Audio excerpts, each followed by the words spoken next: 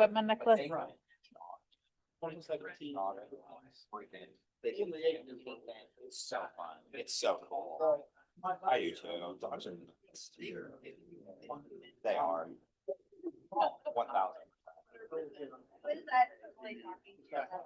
Oh, mute that. Or not seen them, but JFE model. So it's not a huge house, but it's high quality finish. My audio's on. Okay. Hello to everybody at home. Gravitating to the split zone. I noticed this. We This heard, is we great. heard Bonnie was gonna be here, so we're like front row tickets, please. You're ready. Yeah, I appreciate it. Nice. My wife's Very good. probably could get something for me Oh, as they yeah. move back a row. Well, those of you in the, it's gonna be a smaller meeting today. Yeah, I figured we had some people gone. You guys in the back want to scoot forward? We'd love that. Yeah. Come on. Makes it easier on. Yeah.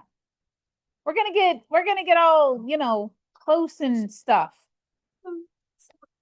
Is it not Tuesday? Did we get the wrong day? You ever- Well, it's only 5. It's only It is? 5 till.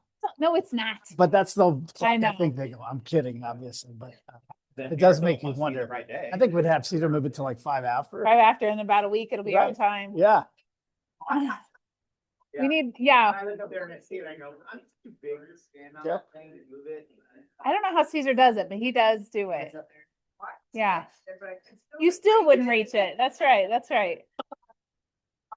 Twice a year, it makes, I beg Caesar to Okay. move my clock. Yeah. Don't Yeah. make Caesar do anything. That's okay. All right, guys, we're gonna go ahead and get started. I know the clock says it's 5 after or 5 till, but it's actually 1 after. So don't go by that clock. Do not go by that clock. Don't go by that clock.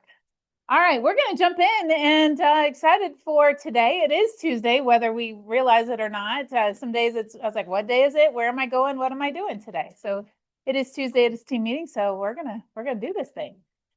All right, as always, we love to start with something good.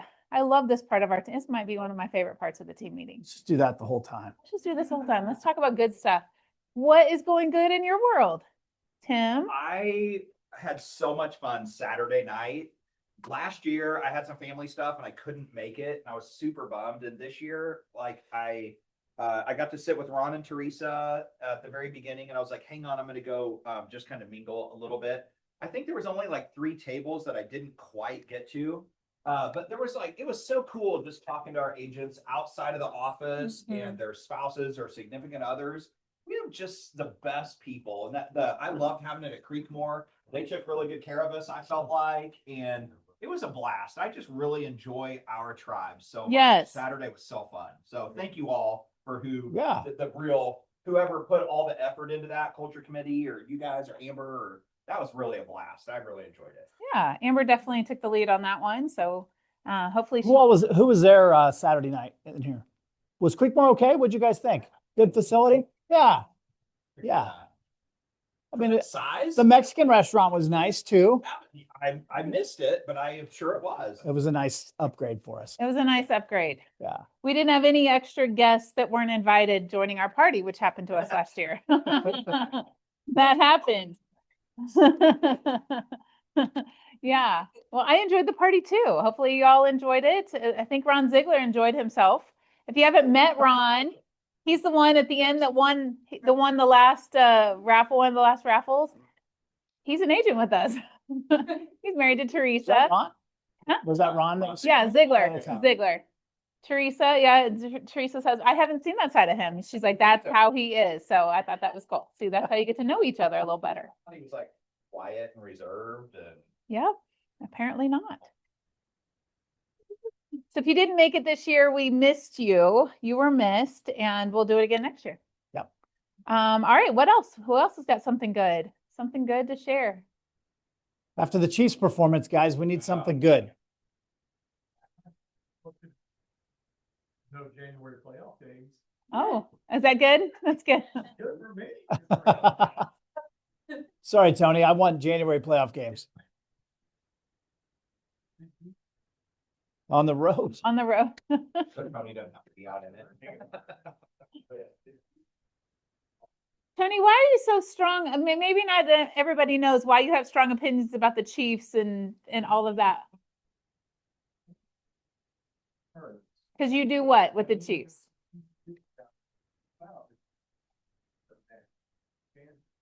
Because you work in the parking lot at Arrowhead. You run a gate. Okay. Very good. All right. Fair enough. Yeah. Apparently it's a long shot at this point. Very much so. Very much Yeah. so. Okay. Well, I was hopeful. Yeah. I was. I was hopeful. I was hopeful. I was like, we always pull it out, but we haven't been pulling it out lately. Not our year. Not our year. All right. What else? Who else has got something good, something going right, something you're looking forward to? Anything at the holidays? Where are we going? What are we doing? Yes. Nina. Because it's you and you took the ALC on a private tour of Arrowhead, that's my gift to my adult children this year. And we're going Great. on December 28th for a private tour of that. Very good. Very That was good. cool. That is a cool thing that if you haven't done that, got to go tour Arrowhead, you can do that. They have public tours and they have private tours. We did do that with our ALC last January, and it was a really cool thing. So if you haven't done that, it's right here in Kansas City, and you get to learn the history about the Chiefs and the stadium and the league and all that stuff. It's really cool. Check that out. Thank you. And cute hair, by the way. I like it. Hey, that's a good thing. Tell me something good. I'm having a good hair day. That's a good thing. What else? Who else has got something? Come on, guys. I'm pulling it out of you today. Ashley, you got something good? I started a fun seasonal job to just kind of get out there a little bit and kind of get back into the Kansas City vibe after being gone for 13 years. There's a holiday lights trolley, Oh, BYOB. The parts from Waldo, we do tours 6 days a week. Kinda so you fun. drive a trolley or what do you do? I'm a party host on a Party trolley. host on a trolley. Keep people entertained, play music, trivia. I'm doing some music bingo online this week, just to kind of do something a little different. But my first trolley was last Friday, other than getting my busted windshield on the way there. Oh, sure. It was an oral surgeon's office out of Lawrence. They had like 2.5 of our trolleys full of their people.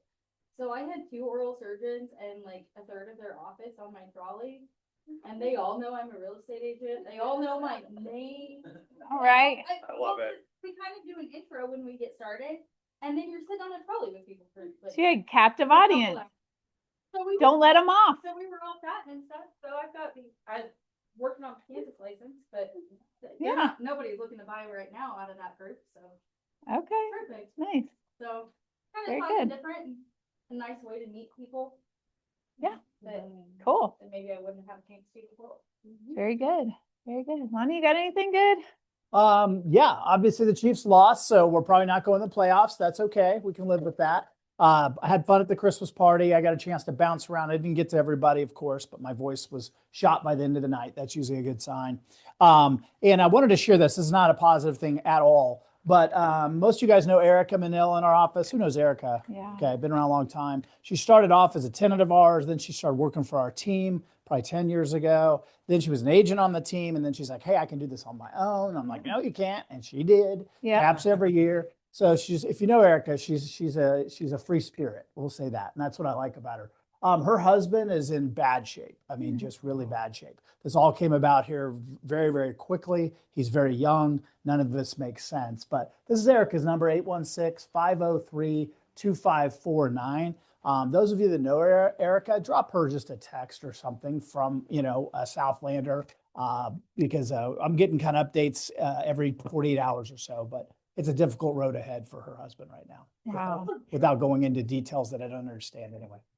Yeah. Definitely. Sherman, Sherman, yes, yeah. yeah, sure. His name is Sherman. Yeah. Okay.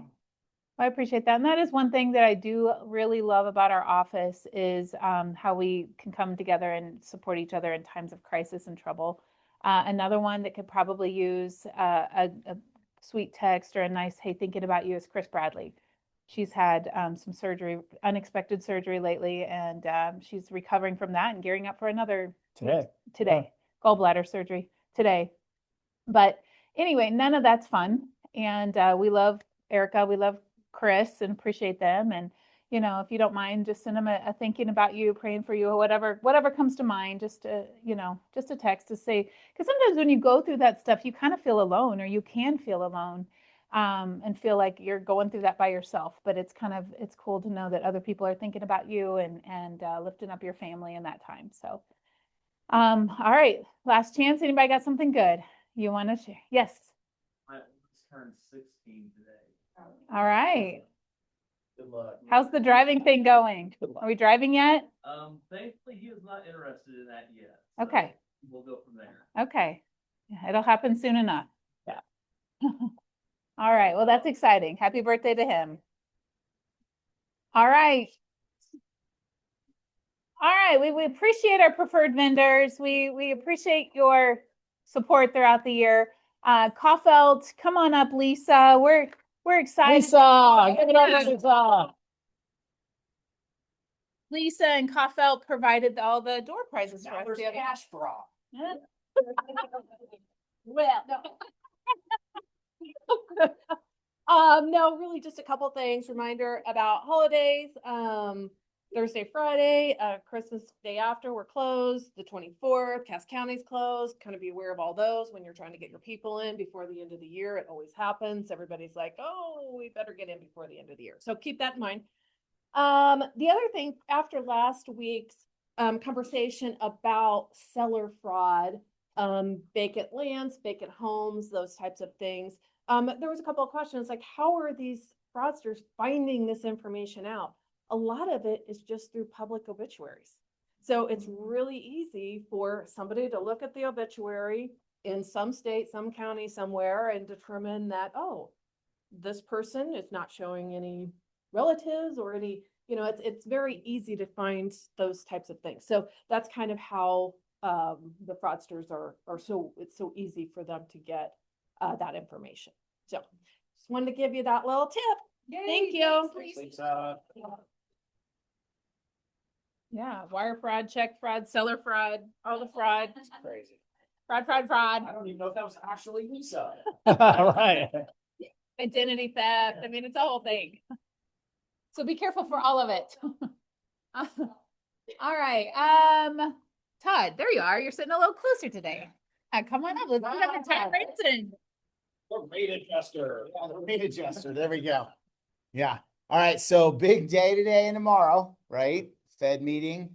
Tomorrow they'll make their decision. The mortgage industry thinks a 90% chance they'll lower tomorrow. That was probably 40 to 50% last week. And those inflation indicators that you asked about last week, they came in and they were relatively calm. And that's the data that probably the Fed was looking for. At least that's what the market thinks.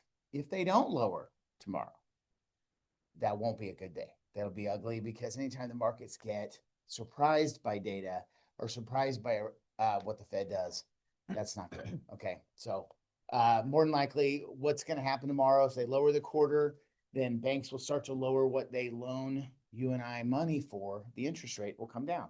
So that means cars, home equity lines, credit cards, things that we spend money on and we borrow, those things get better. Not mortgages necessarily, but mortgages wrap into that. Okay. So, but the market is expecting that 0.25% drop.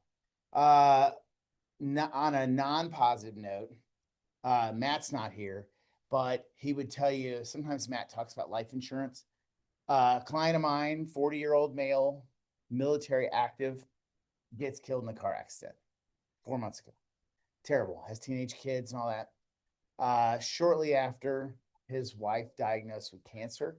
Again, 39-year-old female. She died over the weekend. So we have 2 teenage kids with no parents. Okay, so I, in my early 20s, started buying life insurance just because I got educated on it and I wanted to protect my family. They did not have anything other than what maybe the active military would provide for him. So anyway, if Matt were here, he would say, buy life insurance. Buy it when you're young.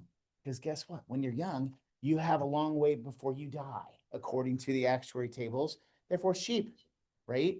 So, you know, if you buy in your 20s and 30s, it's cheaper than if you buy in your 60s or 70s. It just is, right? So anyway, just a little plug for life insurance. Yeah. Thanks, Todd. Yeah. All right. Well, I'm jumping to Royal and it says Buffy, but it's really Austin today. So Give it up for Austin. We haven't seen Austin in a while. yeah. I don't have the pretty Yeah, heels she on. has much better shoes than you. do. Yes, way better. Better hair. Hey, I want to touch on what you just said. And it hit home really hard this week for us too, is not just in your 20s and 30s, buy policies for kids. So we done this like 7 or 8 years ago. My wife and I bought for every one of our nieces and nephews, our own kids. It was through Shelter Insurance. Is a guaranteed renewable policy. So that means our niece that's dealing with a liver disease right now has life insurance. That hopefully nothing we have to use it anytime soon at all. But she's going to be able to, when she gets older, she's going to be able to get life insurance because that's a guaranteed renewable policy. Versus as she gets older, like, oh, we can't write you because of your liver disease. So we were able to get that on her before they found that. And so that's really huge. And no, what I was going to touch on today is we're already seen it. It's getting darker at night and a lot of frost of a morning on roofs. And it is getting very hard to get the timeline in, even getting snow on roofs for 2 days. We had 2 last Monday we were trying to look at, and it puts inspections in a bad time. So let us get out there early on and let's look at that roof and get it. And I understand a lot of people, we don't want to disclose it. It never gets missed in inspections. So let's go ahead and get it, find it, let's fix it, let's address it, and then you can put a good clean bill of health in the inspection. And where you can disclose a clean bill of health versus worrying about it later, because this put somebody in a really bad situation last week. Because Monday they asked us to come out on Monday, it snowed, and the buyer, and I'll tell you, the buyer was upset because he called we're the only roofing company that told him we to actually come out. As soon as he mentioned real estate transaction, they want no part of it. Because roofers, like, oh, they're just wanting something free out of us. Well, no, it's a give and take. And so we couldn't get there Monday. I think we were able to get a part of it looked at on Tuesday, but it was really Wednesday before we give it a good inspection in. His inspection period was over on Monday. So I don't know what they worked out on the back end. I don't understand all that, but it put them in a really bad situation. So let's get out there early and let's take a good look and help you guys everywhere we can get ahead of it instead of behind it. Thanks, Austin. Good to see you, buddy. I realize we're missing a T in your last name, so sorry about that. We'll get that fixed for next week. Oh yeah. Names are important. I don't like misspelling them. I don't like it, so I apologize for that. All right, I don't see any other vendors here. I know Rusty and Raylyn have been feeling sick. They've been under the weather, so that's why they're not here. Otherwise, they'd never miss. So, and I know there's just a lot of sickness going around. So appreciate you, vendors. All right, here's our calendar for December. We kept it a little light, but I've got plenty here. So today, if you want to stick around right after team meeting, we're doing our vision boards with Tim and Laura. They're kind of leading that. We do have some finger foods and sandwiches and chips and stuff like that. If you hang out, we'll even feed you. So you don't even need to bring anything. You can still, if you didn't RSVP, you can still stay. And so we're excited about that in the vision board workshop. In case of snow, that I'm going to say this for a few times. I know it's not really in the forecast right now, but we never know. If there is snow, check our Facebook page to find out if we're having classes, team meetings, that kind of thing. I will post it one way or the other. If there's snow and it's questionable, just be able to go there. And if you still question it, okay, Brandy, feel free to text me. You're fine. You're not going to bother me. Tuesday, December 3rd. Why does that say closed? We're not actually closed. Nope. Let's be closed. That's not right. We're actually open that day, but there is no team meeting that day. That's what this is. There's no team meeting on December 23rd. So yeah, no, we're open. We'll be here. We just won't be having a team meeting that day. That's 2 days before Christmas. A lot of people are traveling, whatnot. So that week we'll be off. Here is something else. We have our Cass County Cass County Collective. And please forgive me, guys. I just texted Caesar at the beginning of this meeting to ask for him to do this for me. So he's so gracious to scramble on my behalf because there is something going on. This is Wednesday. This is tomorrow. You may not have heard about it because I haven't been super vocal about it, but it is for Cass County Realtors, us. And it is at this location here, 626 Fallen Leaf Drive. I put it in the group. I'm going to put it one more time. You're invited to come hang out with us. It's a progressive Christmas party / mastermind. It's not a broker open, but we will feed you food. We will have lots of cool door praises. We're going to collaborate with top agents across Cass County. We're going to tour good, nice homes. We've got McAllister's coming to cater it. And we've got cool door prizes. I know of at least 2 prizes that are worth $100 each and 2 more prizes that are worth $250 each. So if you're interested in door prizes and a good raffle, like I am, I'm a sucker for those things. You'll want to come hang out. It's tomorrow at 2 p.m. 2 p.m. I'll post more in the group about it. So, and you can invite people to it. It's not just for Keller Williams agents. It's open for anybody in Cass County. While we are also collecting tours for tots. I've seen a few of you agents taking advantage of this to make a video. Shelby, Nanette, Ryan's done it. Push it out to your group. We have a few more days to fill that box. So you can also bring toys to the event tomorrow. This is kind of fun. Next week, if you haven't signed up for our office lunch and White Elephant gift exchange, please do so. There's a QR code there.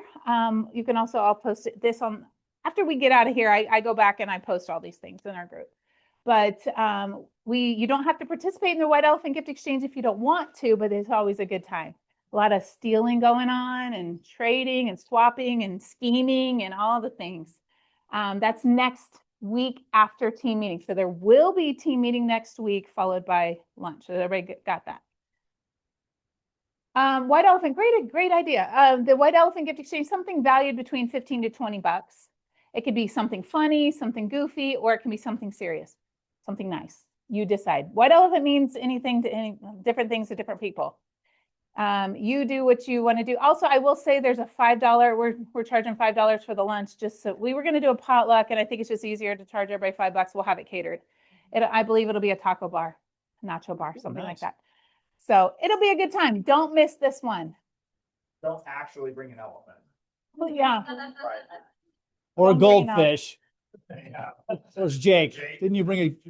Oh, that was Joe. Okay. Did y'all get the goldfish? Or you good? You got, Good, Jeff okay. got the gold. They ended up at my house. They got eaten by the bass. My son has 2 pet bass. They're still with us. They're still alive. Still alive. Yeah, it's awesome. So you can bring goldfish if you want. We'll take it home. Yes. I have a 17-year-old boy, okay? And he wanted bass. So as long as he takes care of them, okay. All right. Focus group now forming. This is coming up. You've been asking me, when is it? Well, starting in January, we're going to do it Wednesdays and Fridays at noon, because in the mornings we have classes, we have things going on, and sometimes lead genning right first thing in the morning doesn't always work even for our clients and customers who are also getting their day started. So we're going to do it at noon. And sign up if you want to be a part of this. I'm going to be a part of it. Stacy, come hang out with me and Stacy, and I can't remember who else is in, but join us, and we're gonna have fresh ideas. It'll be strategic. We'll hold each other accountable, and we're going to track our results from it that come from it. So if you need a little boost, Yeah, I just want to add to that. I think a lot of you guys, as I've talked to you throughout the year in your businesses, one of the things that's very difficult is to get some habits started. You'll get going down the right track and then boom, we get sidetracked, or you get really busy with real estate, right? That happens to all of us. But at some point, guys, we got to just decide I'm doing things different. Yeah. And this is an opportunity to start doing things differently and therefore getting possibly even better results than you're getting now. So thank you, Brandy, for bringing it together. of course. Yeah, we can put it on the calendar. That's a good idea. Yep. And I can do it for 1 hour. I would encourage you, like my goal is come in, we're going to be really strategic. We're not going to sit around and just chit chat. We're going to have an aim and a focus for the day. And we're going to be able to, hit it hard. I can commit to 1 hour. possibly more, but you know, being dual career myself, I got to go do other things. But my hope is that the group will stay for maybe 2 hours. But that's, you know, if just commit to at least one, and then we'll take it from there. This is coming up. Let's see. I gotta move. Let me move the screen so we can see it. James Shaw. Does anybody know who James Shaw is? Ever heard of him? Laura Said she never heard of him. I think. James Shaw leads the Shift Mastermind. He's a big guy with Keller Williams, and he leads a daily Shift Mastermind call online on a Facebook group. He's actually coming to Kansas City. He's a really smart guy, and so he's coming to Kansas City in January the 15th at the Overland Park Convention Center from 9 a.m. to 3 p.m. It's a full day of hanging out with James Shaw. We do have to charge $35 because he is kind of pricey to bring in, but we are joining with about 5 other Keller Williams offices too. So this is something the Kansas City area is bringing him in. And so not only will you get to hear from James, but it's kind of cool. I always like to rub shoulders with the other KW agents in the area. That's always kind of fun. And so sign up there. I'll post this on the Facebook group too, but it's coming up in January. We're right at a month out already. I can't believe it. Another thing, yes. No, go ahead. No. I interrupted Nope. you. James Shaw, if you guys don't know James Shaw, when the market started to shift, he basically started developing strategies around how to succeed in a market that wasn't the COVID market, okay, which is what we're in now. Now, do we believe we're coming out of this? Very likely next year. But his different strategies that he has, as far as, you know, he may have 20 strategies and 3 or 4 of those might fit you really, really well. But, you know, investing 3 or 4 hours, lunch is included too. Yes, right? it is. Overland Park Convention Center, which is great. He's a big deal. He's a big deal with the largest real estate company in the world, and he's a big deal in the industry. So the fact we have him in Kansas City for an afternoon is really cool. It is really cool. Yep. Laura's a part of, she pays to even be a part of his inner group, like an ongoing basis. She gets access to other things. And so he's out of Tampa, Florida, but he's been in the company for a long time. He has a proven track record. It would be well worth your $35 to go get trained by him for the day. Stalker. Look at him, Laura. Laura's a stalker. He takes my money. Yeah. And if you haven't, who's been to James Shaw? He hasn't been here in a long time. Just a few people probably. Okay, Christian's been there. But he's not going to sit there and talk about multiple offer strategies. That's not really his thing. His thing is the normalization of the market. When we talk about what to do when listings sit longer and the strategies around that, that's more his lane, which is really timely right now. Would you guys agree? We're still very much in that market. I think we're really fortunate that we discuss a lot of these strategies, but hear it from the guy that's at the top of the heap when it comes to that. When I think of his even group Shift Mastermind, I think of now, I am not one of those people that knows how to drive a manual transmission. I don't know how to do it. I know the idea of it. I know there's some shifting, something goes on over here, and there's feet things and arm things, and all the things are going on. But they're shifting. You have to shift in order to go. Otherwise, you're going to stay on one gear. Caesar knows how to drive one, and he taught me one time, which is like, hey, we drove around a small church parking lot. And now you're ready to take us to dinner. Oh my gosh. I think it was like the end of May, and I fogged up the windows, which is hard to do in May when it's warm outside. But I was so nervous. I pulled it out of gear. I'm like, what gear do I put it back into? And he said, figure it out. So that was my only experience. We made it there and it was fine, but I'm good. All that to say, shifting is important, and knowing how to shift, when to shift, will keep you rolling. And the market is always shifting. It's either shifting to maybe a more easier market, quote unquote, to a tougher market, but it's always shifting. And the people that make it long-term in this business are the ones that know how to shift, when to shift. And that's why he calls it Shift Mastermind. And it's been going on for a while, and it's a huge following. So here's another thing I'm also putting on your radar. Save the date. Cody Gibson. I don't know if anybody's heard of him or know of him. He lives in Austin and hangs out with Gary Keller every day. And he is our vice president of MAPS coaching. He runs Bold, all the things like that. He's coming to Kansas City, January 21st. I don't know where, I don't know what time, I'm still hearing, but I want you to save the date for January 21st. I think this one might be free. I don't think there's I don't know. I don't know. But I'm not putting it on. I'm just wanting to make sure this is about how much information I have. But so James Shaw on the 15th, Cody Gibson on the 21st. It's going to be a big January as far as like access to, these are guys that speak on stage at these big conventions. So if you don't make it to convention, here's your chance to hear. And Cody's a guy that speaks across all brands. So he's an Inman guy. I mean, he's a rock star around in the industry. Yep, he is. So this is coming.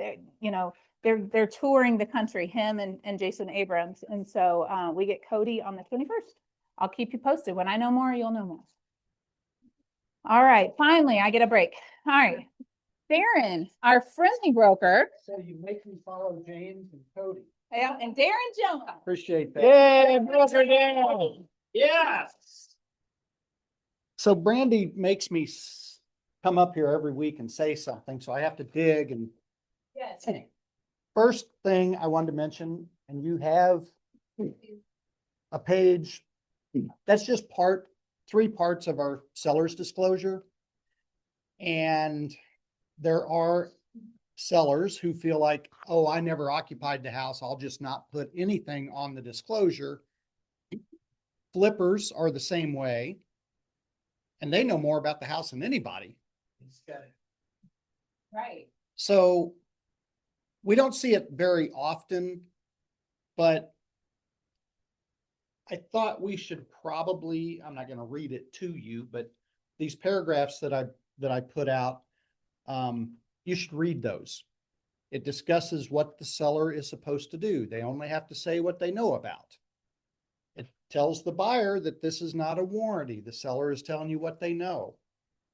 You know, it might calm people down a little bit when they have a problem at their house or whatever. Well, that seller didn't tell me about it. Maybe they didn't know. You know, if we read these paragraphs, and we really ought to read every page of every contract and addendum we have, but I'm still working on that. The other thing I wanted to bring up was real quick, why we use change forms. Obviously to make changes, but I've had a couple times in the past when, let's say you've got a listing that goes live today, December 9th. Seller signs it, you put it in the MLS, everything's good. We look at it for compliance. You send it to me for a signature. I catch something on the 12th. And I say, hey, you need to change this, check this box to yes or no, or the seller, you know, the agency boxes. And so rather than do a change form, and it's only happened a couple of times, we've had agents just go in and clear the whole thing, make the change, erase the signatures. Now you've got signatures December 12th on something that's been in MLS since December 9th. See the problem? So if that gets audited, the state's going to come in and say, well, you were advertising this before you even had an active listing. Then you have to try to explain what actually happened. So let's not clear signatures and dates off of buyer agencies or listings. Does that make sense? Why we use a change form instead? So any questions on that? Does that make, when you go in, you erase signatures, you're changing dates. You're not changing the listing date, but if they don't sign it till the 12th, you don't have a listing till the 12th on paper. So that's all I got. That's not bad. That's not bad. Darren, appreciate you. Can I add something to that? Yeah. real quick? You guys, what Darren put together here, he did for a reason. Please read this and understand the seller's disclosure at a higher level. One of the things I'll talk about here in a second is liability. And we just had our review with our E&O company and all that, and it was enlightening. We'll just leave it at that. If our agents don't start understanding in more detail the forms that they're using, we are going to have big problems. And when I say we're in it with you guys. Yeah, so we've got to understand these documents we're using. Good idea. It's not a bad idea. Not a bad idea. Not a bad idea. We want our people to read it, right? That would But be we good need to- to read it first. yeah. We need to be able to explain, answer questions, hit the highlights. Absolutely. All right. Well, I actually have a couple things I want to hit on. Ever feel like this? That's not me. But Anybody ever feel like this? You're like, oh, I'm exhausted and wiped out. And most exhausted agents aren't lazy. We're just reactive. And so I want to ask the question, are you running your business or are you reacting to it? And there is a difference. One will lead you to exhaustion. The other one will keep you more energized and not exhausted. What's the opposite of that? I don't know, not exhausted. Who is not exhausted? Tell me what that's like. What's it like, Lonnie? Tell me what not exhausted. So I am learning and chewing on this myself. But are you running your business or are you reacting to it? And a lot of times if you're in a place of chronic exhaustion and you're just feeling run down all the time, or you're running and you're spinning your wheels, it could be that we're reacting instead of being proactive and running our business. So here's what reaction mode looks like. Reaction mode looks like we start the day with our phone. Anybody else? First thing you do, pick up the phone. I do. See what happened, what text came in, who, this, that, the other. You're responding all day, but not initiating anything. That's reaction mode. So you're responding to this, that, the other. Things are hitting your desk or they're hitting your phone. So you're just putting out fires all day long. Reaction mode is saying, I was busy, but I'm not really sure if the needle moved today. Anybody done that? Yep. Hit the bed at night, go, wow, today was busy. Did I make any money today? Did I move the needle in any way? Maybe I did, maybe I didn't. And then you feel tired yet oddly unaccomplished. Like, okay, I'm tired, I'm exhausted, I was busy, but I still feel like I didn't really do much. That's reaction mode. If you can relate to any of that, then we're reacting. Here's what owner mode looks like. Owner mode is deciding ahead of time what matters today. You get to decide. It's legion or priority work gets done before the chaos. The chaos is always going to be there. It's going to hit you as soon as you wake up. And if we start responding and just putting out fires, we're going to be in that mode all day long. But instead, we should start with the day to see what gets priority today. The calendar tells a story, not our emotions. So if we look at your calendar, that should tell us what we're doing today. Hopefully you've time blocked. Hopefully you've kind of set the stage for what needs to happen today. And then progress will feel calmer even when you're busy. So even we're going to be busy, this is just the industry we're in, but it's going to feel like we actually moved. We're not just spinning our wheels, we actually went somewhere. So owners plan and reactors respond. And so if we're in reaction mode all the time, that's not bad. Sometimes we have to get into reaction mode. Sometimes we do. We just need to make sure we don't stay there. And when we do get stuck there, it's because a lot of us lack structure. If we don't set the tone, if we don't set the pace, if we don't set the agenda, other people will do it for us. It will be your buyers, your sellers, your clients, your title company, the lender, whatever. It will be all the other things. And so if you're in reaction mode, the day happens to you instead of you deciding what's going to happen for today. And so it's a different mode. I think we'd all rather be the owner of our business rather than the reactor of our business. And so that's what I kind of want to hit on.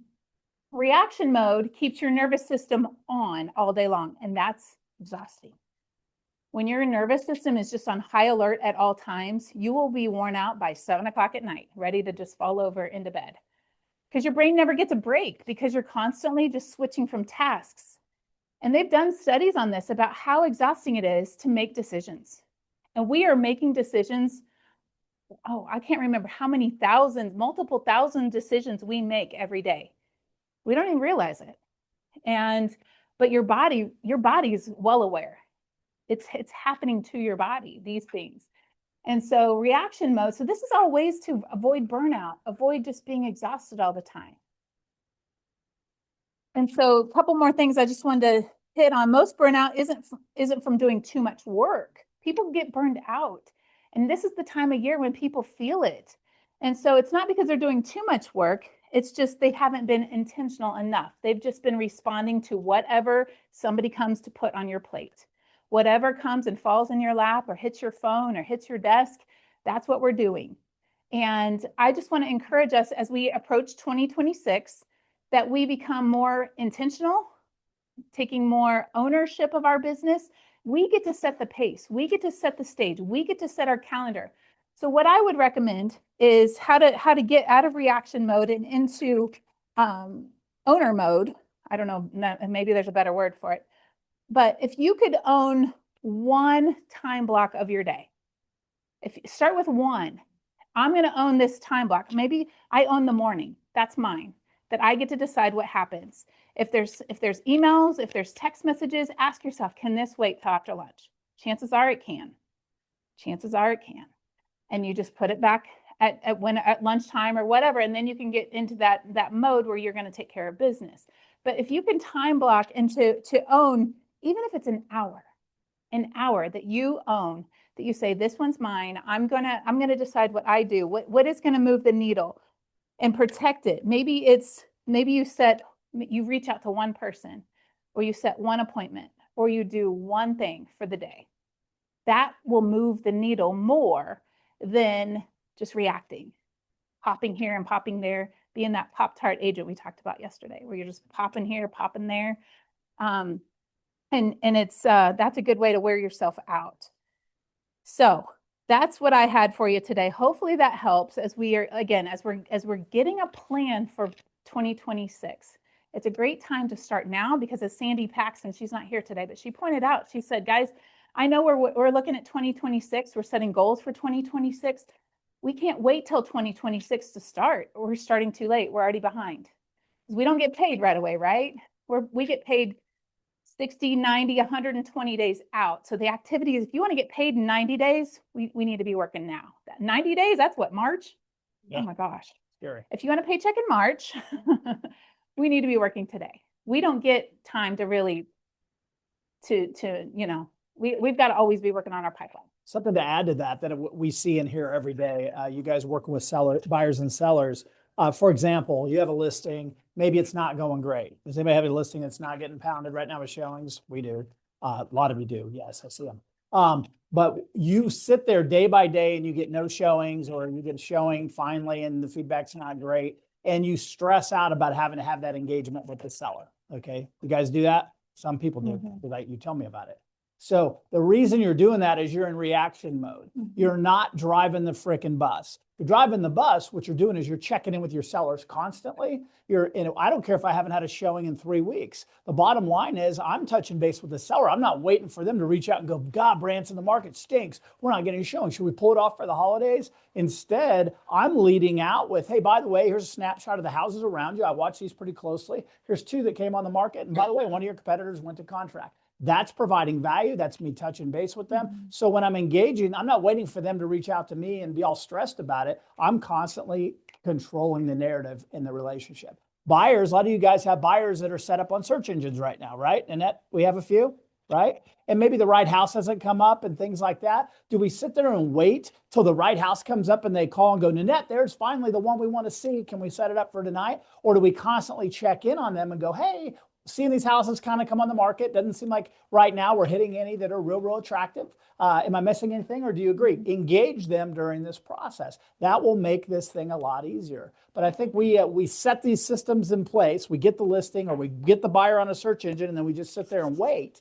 Let's be a little bit more proactive. We'll make the process quite a bit easier. Yeah. Really, managing seller listings is a skill set. I can tell you, it is a skill set, and it changes in each market. And no one is good at it early on. You develop that skill over time. And the better you get at it, if you're really intentional, it will make working with sellers quite easy no matter what the market is. I mean, I have a listing right now that's been on the market almost 180 days. That's what it is. It's one of those weird ones that's probably going to take a while. So that's what my seller signed up for. That's what I signed up for. So none of this surprises me. But I'm not going to sit there and not engage these people. I'm going to stay with them and keep them abreast of the market. So anyway, great. Just wanted to share that. No, it's great. And I appreciate it. So I'd like to get us out of reaction mode and more into ownership mode, or to driving the bus and being in charge and in control of our own day and our own schedule, our own energy. We can do that. You have permission to do that.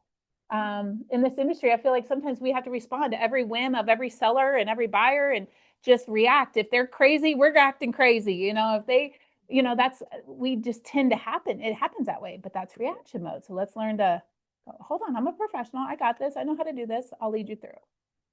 So, all right, Lonnie, your turn. That's all. Yeah, I mean, and back to that again, the pros and cons of our industry, and a lot of you guys got in this for the flexibility and the freedom, and that you don't have to do what Brandy says. You get to do what you want to do. And for some of you, that works out okay, and others, it's not working out as well as we would like.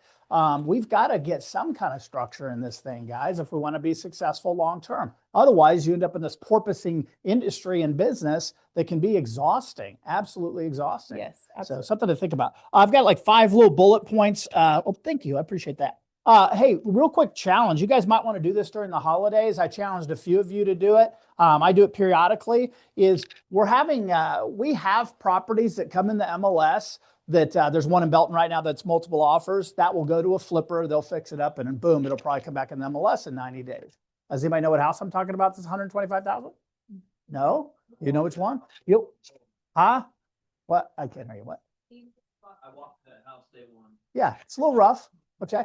But the point is, what we need to do is we need to find out if this is an arena you want to play in or your clients want to play in, you need to be aware that these things are coming to the market. People are acquiring them and they're selling them and making money, whether it's for themselves or their client. So was it you and I that talked about that? Yeah.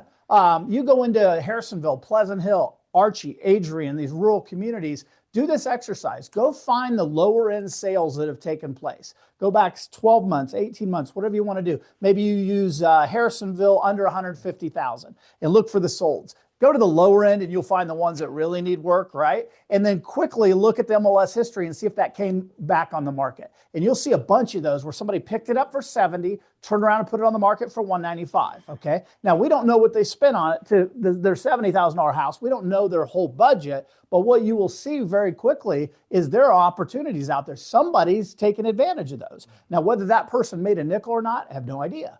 But the reality is I'm kind of hearing that, well, we just can't find anything. It's like, well, people are finding stuff. I don't think we're really aware of how many opportunities there really are. I looked at that one for 125 in Belton. It's rough. It's not really anything that we would want to chase, but somebody's chasing it, right? It's in multiple offers right now. So you can go at these rural communities. It's really easy to find because there's not that many sales anyway. You look at the ones under like 150, especially under 100. Many of those are flips. Yeah, Jake.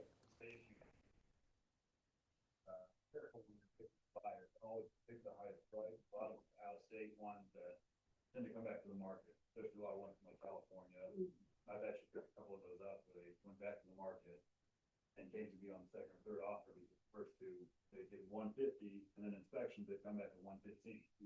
Yeah. For 125 as is. Gotcha. Okay. Well, my point is there are, I'm not gonna call them junkers. I'm sorry if that's rude. That one in Belton's a junker. Are we good with that? Yeah, it's stripped. There's no sheetrock. And you can tell it's been infested with mice. It has that mice urine smell, which is fantastic. Oh, fantastic. We bought one on Hardy in Belton years ago. When my dad and I, one of our first flips, right? We bought this thing. We thought we just killed it. We go in there and it had been infested with mice for years. That smell is almost impossible. We had to pull all the sheetrock off, kills everything. And then when we sold it, it looked good. I could still smell it. Okay. And then we came back and showed it like 10, 12 years later when it was a resale. I could still smell it in there. So yeah, it just doesn't go away. So we made a little money on it, but it was not worth the smell for sure. So think about these little investment properties in our wealth building group. We've kind of acknowledged that we have the ability now to find the financing for these things. There are outlets out there that will do it in a way where very often you can put little or no cash involved in it, especially if the renovated value is here, you acquired here, and your budget to fix it is reasonable. I'm not going to get into all the brass tacks. That's what that group talks about. But the reality is there's money out there. There's some great resources for that kind of thing. So if you have investors that want to work in that arena, do a deeper dive on what kind of financing is out there for them. If it's you personally, definitely do a deep dive. I think even if you're not buying them, you need to know what financing is out there in case you have a client that falls in that arena. Anybody have anything to add? Yeah. Lonnie, if somebody goes in, or a client goes in, they expect to do a flip and we get one of those financing options, but then they get into it and decide they want to keep it or hold it for a while. Yeah. Yeah. Will those loans just Yeah. say, hey, you gotta pay up. Some yes, some no, but the main one that I've been kind of dealing with lately at Sherwood Bank, they'll basically do the loan as if you're going to flip it, and then if you make a long-term decision, they'll put it on permanent financing. Okay, or you call somebody like Todd and see if he can do the long-term loan, right? If rates are low enough. So okay, let's talk about a couple other things before I get into the not so much fun stuff. Contingency, one more time, I want to just talk about this. Jake brought this up, and I just want to be sure we understand this. If I have a buyer, they're contingent, soft contingency. In other words, I haven't even listed their house, but they want to offer on this house in Creekmore. We make a contingent offer. You guys get that? Okay. That is a contingent offer. If you're the listing agent, you need to ask a lot of good questions, okay? Like, when is their house going to go on the market? Because if they accept my contingency, they should go, hey, Branson, when are you listing their house? Okay. They're giving them say it's a 30-day contingency, the most common, the default in the contract. And I say, yeah, the house isn't going to be ready for 2 weeks. Well, that means of the 30 days, 2 weeks of that, the house isn't even actively for sale. Is that a good contingency? Thumb vote? Secret thumb vote? No, not at all. I want to know, when is the house going to be photographed and when does it go on the market? Not when it goes in the pre-MLS. We've seen people pull those tricks on our agents. They're like, well, they said it was going on the market Monday. Yeah, it's in the pre-MLS, but it still needs another week before it's ready. Those are things I need to know. I need to know what the price is going to be. Okay. I'm going to ask the agent, if David brings me a contingency, a soft contingency, I'm going to go, okay, Dave, that house looks like a Belton house over in Hargis Gardens. Before I really look at this offer, go ahead and give me the comps that you used and what price you're going to list it at and when it goes on the market. Put the work on him, right? Let him do the research. Then he's going to send me 5 or 6 comps. Chances are I probably know the area well enough, but I want to know, does he know the area well enough? You got that? I want to know if he says, hey, these people have a 225 Belton house. It's a cooker. It'll sell really fast. Show me.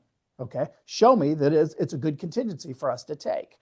So if David brought that contingency that I just that was a 220 Belton house, 220 Belton houses sell in almost every market, right? Yeah, that's a great contingency. We get something unique where they got a place out on 40 acres in Adrian. It's a manufactured home with a horse facility and all that, and it's $800,000. That's a different kind of liquidity. You guys get that? We got to assess that. But where people are slipping up on this is you're getting into these contingent deals. There's a 30-day window, and not all 30 days are very effective. So the agent is delaying getting that house on the market, or they're saying, hey, we're going to be listing at 300. And then when I look at it in the MLS, it pops up and it's 319.9. That's not what David told me. He said it was going to be 300. I want to know why did we go higher?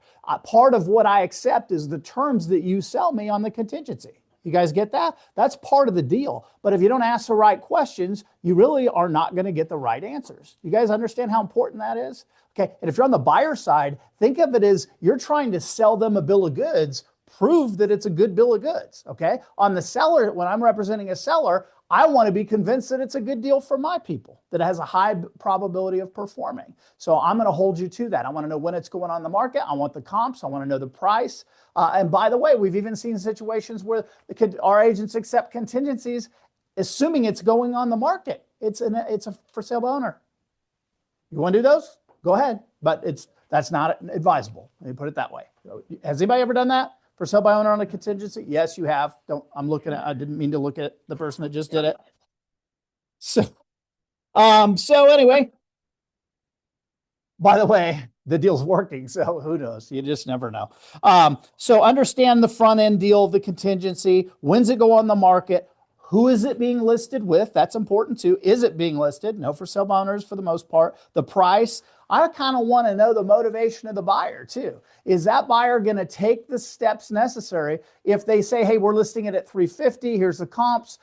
If it isn't under contract in a week or two and that 30-day window is getting kind of tight, are they going to move that price? Some people like Nathan will go as far as actually defining in the terms of the contract that they have to lower it to this price after a period of days. I find that a little hard for me. I'm maybe not just really skilled at getting that conversation done, but some people will take it that far. How motivated are those people to get my house? If they're really motivated, they're probably going to take whatever steps to get within what they can control. Would you guys agree?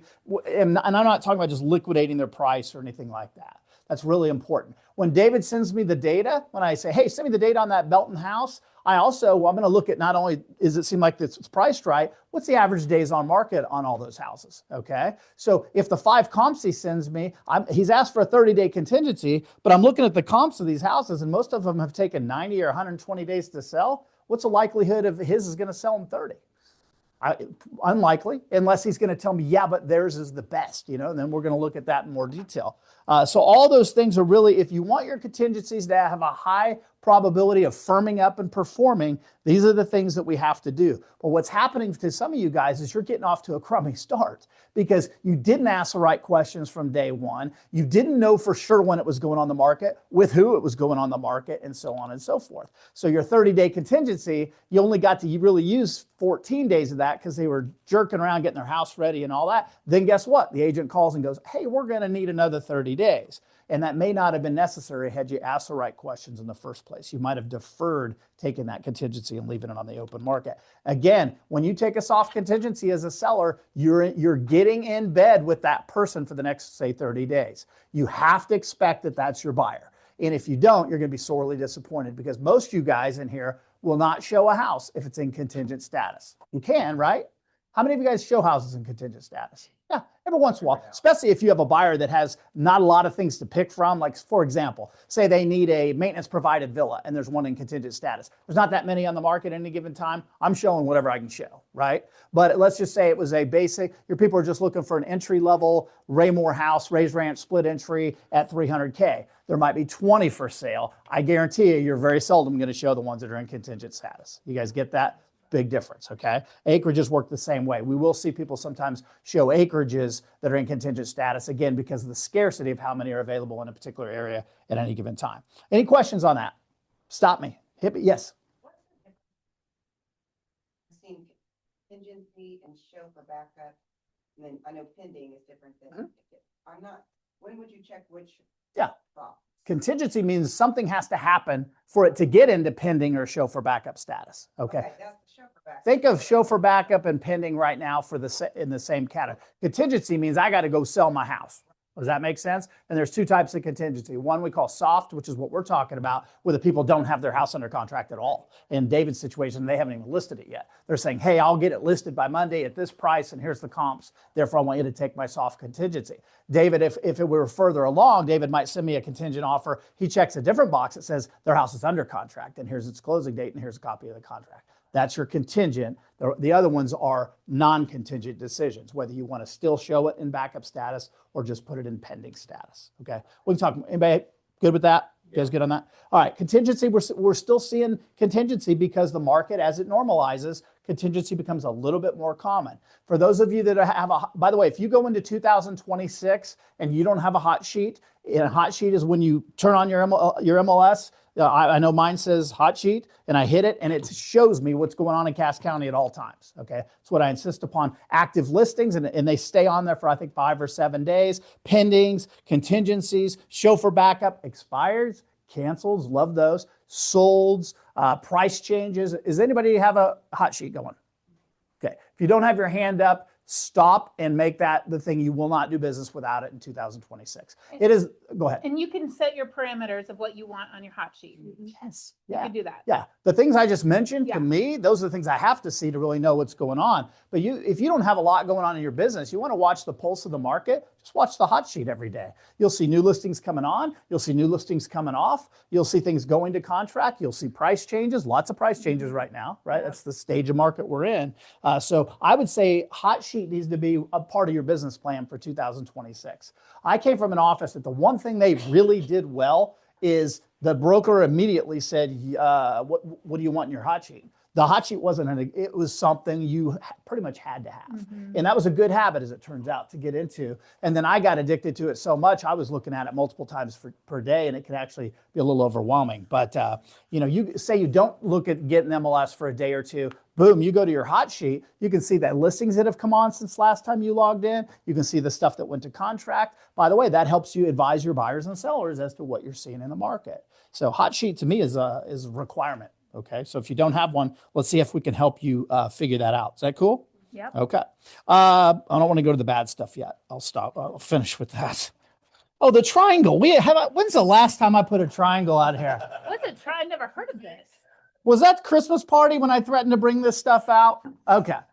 Let's talk about this one more time. Okay. We don't get the chance to talk about this nearly enough. So 24 years in the business. I think I've had a little bit of experience. Guess what exercise I'm doing right now? It's for the second time this year. I'm going through my database. My wife's like, what are you doing? You don't have to do this anymore. This is the way I know where I stand with my people. If you go through your database, and I don't care how many people you have, how many people are in your database roughly? Yeah, 200. I'm going to use 200. Okay. There's 200 people. The first question when you look at your database, and Amber printed out of command my database, thank you, Amber Branson, then I sit there with a cigar, glass of wine or whiskey, and I start working through it again, and I immediately take my green ones, and those are the people that fit up here, my VIPs, that I have a 75% chance that if they sell or refer business, it will come to me if I communicate with them properly. So that changes. Since I'm doing it right now, I have some added VIPs since I think July was the month I did it last time. I have some new ones, which is kind of cool. I also had a few completely drop out. Okay. We have a guy getting licensed in our office right now who's in my VIP group. Okay. How many more referrals am I getting from him? Yeah. Teresa Stocking, which I'm getting ready to talk about in a second. She was in my VIP. She was my #1 referral person. She's an agent in our office now who caps every year and dual career, killing it. So sometimes your VIPs are no longer your VIPs and you did nothing wrong. Life just changes, right? Mm-hmm. That's how this thing works. But you have to stop and acknowledge the people that are in your world to see where they're at. So the first thing I think you have to ask yourself, and by printing your database, you'll find out real quick, do I have enough people? Do I have the numbers? Okay. If the answer is I have 40 people in my database, unless there are 40 studs that are up here, you don't have enough people. That would be my assessment. How do you get more people? You create a funnel of leads that fall into your database. Open houses, general things with the public, all the stuff that you guys are out doing. Schmoozing, driving with. That's the coolest thing I've ever heard, by the way. What's it? Trolley. Trolley? Is that one of those drinking trolleys, right? What? So it's an enclosed like bus. Yeah. You get to meet people for the first time while they're boozing it up. You should have business cards, that's just me. So you have an opportunity. Okay. You have an opportunity. No, all right. I think we're onto something here for sure. So the first thing is, do I have the numbers? And you'll know really quickly, do I have enough people in my world? Then are they the right people? Okay. Are they the right ones? Okay. This can be 1,200. If they're all down here and they're light relationships, it's not worth poo. Okay. What's that word you always use? Stink. Brandy doesn't cuss, by the way, which is kind of odd because my wife cusses more than anybody in the house or in this place. So she says stink. So if you have 40 people and they're all down here, that's stink. Yes. Okay. If your whole database is 40, but the 40 relationships are at the highest level, I would say you have a pretty darn good database. So the numbers can be really overrated if it's not the right people. Okay. You guys get that? Okay. Throw me something, a question on that. Who thinks they need more people? Okay. Yeah, more people. Who thinks they probably have enough numbers, but maybe they're just not the right people? That's me. I'm always there. I'm always there a little bit. So the third component is this: do I have enough people? Are they the right people? But where do I stand? Sorry, I meant to write this before we got started, but the stink. There you go. Stink, Lonnie. Put it on the clock. Yeah, the clock got me 5 minutes off again. But where do I stand with these people? So if I sit here and go, I actually have a decent number of people. I think they're good people, but my relationship with them isn't as advanced as I would like it to be. So then we have 2 of the 3 things we're clicking on. I got 200 people in my database.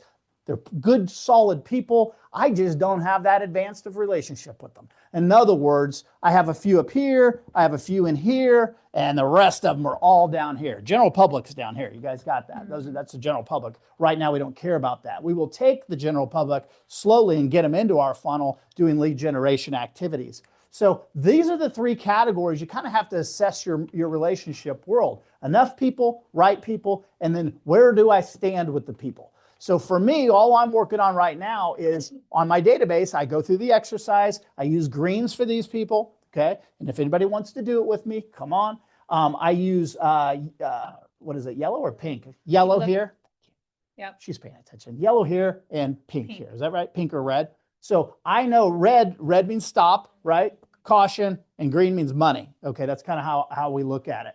And I'm constantly looking at those relationships, and then I'll have a number here, a number here, and a number here, and seeing what that looks like. And then I have to ask myself, with the studs, the people that really make the money, 75% or greater chance. By the way, not all people at the top of the pyramid are created equal. Some of you guys have clients that do multiple deals with you in a given year. Who has any clients that do multiple referrals or deals? Yeah, those are the golden goose, right? We want to really take care of them. So they're not in a 75% chance of doing a deal. It's much higher. But you also have people that will give you nothing in a given year, even though you have a great relationship with them. So we still like to use this as a general number. But this category is really, really important. If I'm getting less and less of these people all the time, they're falling out for whatever reason, and I'm not replacing them, that does not bode well for what that database is going to provide as far as income for you guys. Todd's in the lending business. Austin's in the roofing business. We got people in here with different businesses. And guess what? Whether they acknowledge it or not, they all have the exact same triangle. Todd's got realtors out there. He's got people he's refinanced over the years. Some of them are extremely valuable clients to you. Some are in the middle, and some are kind of long distance. Yes, there's a relationship, but you really haven't advanced it very far. So we all, in Austin's world, everybody's world is exactly the same. So this part is the part I'm concerned about, because I think most of you guys are either have the right numbers. I think most of you probably have good, solid people in there, but you're doing nothing to advance the relationship or defend the relationship.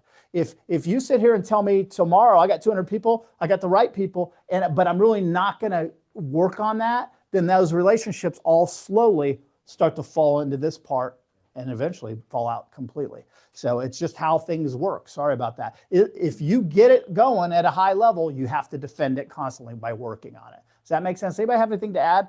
See, I told you I wouldn't talk about that today, and I didn't. But just think of it this way. Do I have enough people? Who are they? And what the hell am I doing about it? That's that simple. Didn't mean to cuss. Sorry about that. Stink. I think the big thing about that activity is the get real and get right. Gary Keller method is whenever I did that over the summer, I was like, oh my gosh, the number of greens was way fewer than what I thought. Mm-hmm. The people that I was like, oh, for sure they'll use me. Mm-hmm. I've actually seen it in black and white because I printed off my database set. I'm like, I don't know. Yeah. And if they're an I don't know, then they're not green. If they're I don't know, the best case, they're right here, guys. So it was a real eye-opener for me. Relationships have to start. I have to be way more intentional and purposeful with those relationships than what I had been. Yeah. So if we go back to what I mentioned about reaction versus Thanks. taking ownership of it, take ownership of our database. If we take ownership of those relationships instead of just reacting to if they call us, if they use us, if they tag us, if whatever. But if we can actually, we can improve those relationships. Yeah. You know? Well, we're going to have to. So I'll give you an example. She's not here today. I wish she was. Many of you guys know Teresa Stocking, who's on our team, full-time assistant to the superintendent of schools at Belton. She's got a big job. So, he counts on her. Trust me. She runs the show. So if you know her, she's a director. She's a leader. That's how she works. Teresa typically will make between $100,000 and $150,000 a year as a dual career part-time real estate agent. Okay. She doesn't, for the most part, doesn't do lead gen, doesn't do open houses. She might send out a Christmas card or something. She's not doing any of that. But what she has is she has a triangle. She's got some amazing relationships here. Okay. And those relationships she cultivates, and she loves all of those people so much, they wouldn't think about doing business with anybody but her. You guys get that? Yeah. So it's like here we all are, we all have full-time jobs, and we would love to get to those numbers. She's running the superintendent of schools life and still pumping out big numbers. She has not necessarily a ton of numbers, but she's got the right people and the relationship is in the right space. You guys get that? So her database might look totally different than mine, but it sings for the number of people she has in it. You guys get that? So we're all in a different place. And honestly, if you really assess it, it's constantly in flux. You're constantly bringing some new people in. You're having some people that fall out of your world. It's just how it works. Okay, let's talk about a liability real quick. No fun. 4 times a year on average in our office, we get hit with some kind of threatening legal action. If you do 700 transactions, or we'll probably do 750 this year, 750 transactions, the kind of 1% rule is you'll have 7 or 8 legal dust-ups. Legal dust-ups can be, hey, I work with Tim Crable, he's a knucklehead, I'm going to call my attorney, all that kind of stuff. Okay, I just used you. That's Sorry. a fact. Yeah, for sure. The knucklehead, yes. Lawsuit, no. So it is part of doing business. So I don't even get too worked up about it, other than, and Darren and I are kind of strategizing on this a little bit right now. I just had to do my semi-annual review with our E&O company. And of course they looked at our numbers and I go, hey, are we okay? And he's like, you guys do really well. And I had heard that over the last 10 or 12 years. And then he did this huge but on me. He goes, where we're going is unnerving. And that's the exact word he used. And I said, well, how so? You just told me we do a good job. And he goes, no, it has nothing to do with you. It has to do with your industry and where we're at kind of as a whole. People are sue happy right now like never before. And for the dumbest things in our world can cause us to get into a lawsuit. It's just crazy. I mean, people will sue for hundreds of thousands of dollars knowing that they're just hoping to get 10 grand. Okay. But guess what happens when they do that and we're in it? We have an E&O claim. We now have to hire our attorney. Our deductible, anybody know what our deductible is? $5,000. Okay. So that's $5 grand that we have to work out with the agent. How are we going to cover that? And so on and so forth. And we have basically a policy and procedure on all that. Our E&O insurance went up 40-something% this last year, was still a very, very good report. In other words, we kept our nose pretty clean. So that means the industry is moving that, not you guys. You guys get that? So I see the stress on different people as we're going through this. And by the way, I had to settle one myself, $10,000, yay, this year. I think I told you guys about that. It happens, all right? It's just what happens in our industry. So I don't get too worked up about it, but I see what it does to you. In different age and the effect it can have on you while you're in that moment. Because honestly, the stuff you have to read is really critical of you. It's just how it goes. Okay, even if that was your favorite client. Has anybody been into these dust-ups? Just me? Okay, I'm the only one that gets sued apparently. A few, yeah, Darren, we have. Yes, okay, it happens. All right, there's nothing to be ashamed of at all. By the way, if you touch enough people, you're going to get in these things. It's just we had an agent years ago. He did one transaction with us, and he was in a lawsuit. He was 0 for 1. Okay. By the way, got out of the business. He was so dejected about what happened and getting thrown under the bus and all that. He just quit. He goes, this is not for me. Who knows? He could have had a great career. We have to do things differently, guys. And knowing most of you, you're not going to do things really differently until you get slapped. Okay. Don't wait until you get slapped. We have to start now. Darren is in the process now of reviewing. Once a year we get the contract gets revised, right? You guys, and then we get a note, hey, here's what changed. So we'll have a new contract with whatever the new changes are in the next couple of weeks, probably something like that. And we're going to have verbiage in there that is a paragraph that talks about what happens when somebody wants to take legal action against our people. Most of the suits that we get in collectively as an industry, they're actually not suing Tim. It's a buyer and seller dispute, and we get drug into it because we have insurance. And most of our buyers and sellers don't have any real money, but they know insurance companies have big money, right? So guess what? South End Partners and Tim Grable, well, let's name them in there too. So what we're trying to do with some of the actions we're taking is we're trying to limit the ability for that to happen. Now, if I just go out and make an egregious error and my client gets damaged, I'm going to get sued personally. Southland will get in there, and that's why we have insurance, right? That happens, okay? We will make mistakes. You guys are not perfect, but we're going to try to see if we can thin out some of that. This is on advice of our counsel with one of the top real estate attorneys in Kansas City, and Michael Hughes, and he's like, this is really what we need to do. So when these new contracts come out, look at the changes that are being made by our board, okay? Every year they clean some things up and maybe make some things more confusing. But I want you to understand the verbiage we're adding in there and the paragraph we're adding in there as to how that relates to what can happen in these dust-ups. You guys get that? The little things that I think you can do that will help you immensely. When people instruct you to do things and you take action on their behalf, be sure there's a text or an email attached to it. Okay, so you can go back and go, hey, my client told me to contact this particular person, and therefore we use them to do this particular service. Not just the verbal. Verbal will get you nowhere. So always have kind of a track record. And if they gave you verbally, sometimes send an email going, hey, per your our conversation. I've employed John whomever to look at the whatever on your behalf, blah, blah, blah, blah. So now you have at least some kind of track record. You guys get that? This is CYA going forward. Cover your, you know what? We've got to start thinking differently on all those things. Home inspectors, Ron's not here today, but a lot of the dust ups that are happening are oh, hey buddy, I'm sorry, I didn't see you. Hey buddy, don't listen to this part. Earmuffs. A lot of the challenges that are happening are because we're directing people to a particular contractor with no other options. Okay. Generally speaking, these people have limited liability. By the way, you just did 2 for me in the last 10 days, I think, if I remember correctly. So thank you for doing that. But those people had other options, okay? And they were made aware that they had other options. They chose Ron. Good job. But at the end of the day, I can't tell them, hey, here's my home inspector, okay? You guys get that? You can do that, and 99% of the time, it's going to work out. The 1%, you're going to be in a lawsuit. Okay, $5,000. Sorry about that. That's what we're looking at. We've got to make it clear. I suggest, I'm a paper guy. You guys might know that by now. I suggest you already have something in writing saying, hey, these are 3 amazing inspectors. Ron, Jimmy, Johnny, these are 3 amazing inspectors that not only myself, but people in my office have had great success with. Get on their website and check out what they do and how they do it and the different services they offer. Reach out to the inspectors directly and interview them if you'd like, and let me know what you want to do. Okay, that's different than me going, hey, I set up Ron to do your inspection. Who's Ron? Okay, for Saturday at 10 a.m. Totally, you see the difference there?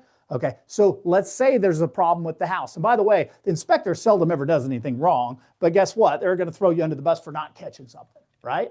Now in your world, you have kind of a limited amount of exposure, right? Don't you have them sign a waiver that says your risk is only up to a certain level? Okay, yeah. Good. I like that. We'll discuss that in more detail because that's a hot topic this month. But at the end of the day, these little things can become big things for you guys, and the home inspection process is a part of that. Now, where do you draw the line? Well, you know, can I direct them to my title company? Can I direct them to a lender? I would tell you with lenders, you should always have 3 options. Sorry, Todd, earmuffs. You should always have 3 options there. We try in almost every situation, we will always speak in multiple talented people. Now, my conversations and the way I present them sometimes will indirectly give them some guidance, but at the end of the day, I can go back and it's crystal clear they had multiple offers when they picked this particular person or this particular person. You guys get that? Mm-hmm. That has to be your mindset on everything going forward. If it's not, you're going to raise your probability of getting into one of these nasty conversations immensely. Who has questions? That was fun to talk about. Todd. You also just don't know who you're transacting with. Some people are just sue happy. And if you've been down the road of a lawsuit, you get drugged, through the mud of that, and you did nothing wrong, but you just went in business with the wrong person. Yeah. Well, the one we just cleaned up or cleaning up, that started 3.5 years ago. By the way, it's 3.5 years ago. 3.5 years of just nonsense, right? Emails and all this stuff. It's no fun at all. The guy just so happens he's been in 4 lawsuits in the last 5 years. Okay, so he's kind of good at it. I believe that he was probably in law school at some point, would be my guess, because he just is so proficient at doing this. So anyway, those people are out there. But no matter who it is, we've got to protect ourselves and cover our rears. There's so many exciting things coming up on the industry. If you saw my post talking about what the real estate industry had done in 2015 and kind of settled down, then we had COVID, and now we're sitting at 3 years in a row of the lowest resale home sales. We're right at the lowest in really recent history. Okay, yet we're thriving in that. What could happen over the next 3 years? 10% gain in sales would be nice. 5% gain in prices. You combine that, you could have 40 to 50% more commission available to Silas 3 years from now. Okay, which means he can get another fancy sports car. Is that a stick, by the way? No. Oh, I was going to say Brandy could drive it. I can drive it. I can do that. Thank you, guys. That's all I got. Well, Appreciate it. I will say one thing about all this. I appreciate Lonnie, the attorney, Darren, for taking the lead on looking at our contracts to tighten up the loose areas, maybe to cover our tail. That's to cover CYT. Mm-hmm. Cover our tail a little bit better. So be watching, put this on your radar for out there. We're going to probably have new exclusive right to sell, new exclusive buyer agency. Would you say, Darren? So there's going to be new contracts we get to learn next year, and it's going to help us. It's for us. And so appreciate you guys. All right, now that's all I had. Let's go sell. All right, let's do go this. sell. Sweet. This is so ugly. I gotta, not the stink. I'm leaving that up.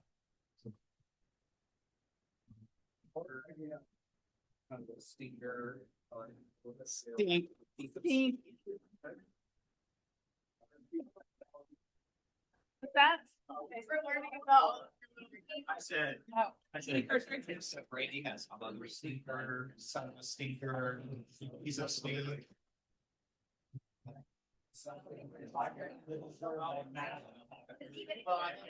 Someone's gonna find it.